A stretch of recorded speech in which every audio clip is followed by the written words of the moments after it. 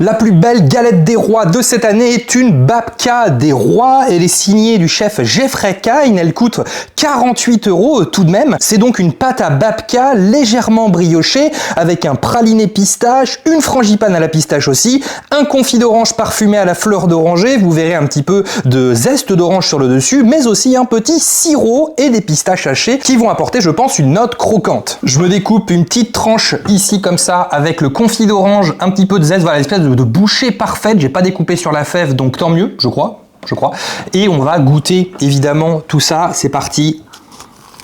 Alors, c'est extrêmement réconfortant, moi qui aime la brioche des rois. Déjà, on sent qu'on n'est pas sur une brioche, on est vraiment sur une pâte à babka qui est briochée, avec ce confit d'orange qui va rappeler évidemment la fameuse brioche des rois traditionnelle de chez moi, où on a de la brioche et des fruits confits. Sauf que là, on est sur quelque chose d'assez intelligent, parce que on n'a pas vraiment de fruits confits, on a cette petite gelée, cette marmelade d'orange confite avec les zestes d'orange.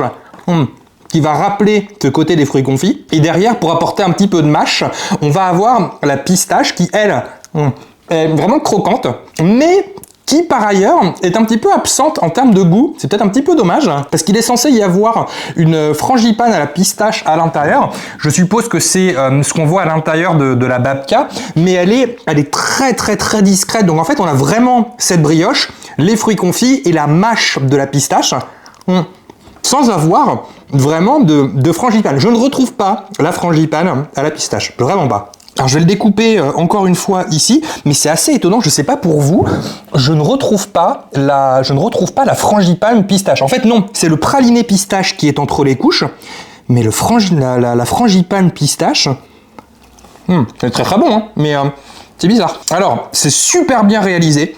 Peut-être petit point négatif de ne pas retrouver en fait tous les marqueurs qui ont été annoncés dans cette galette.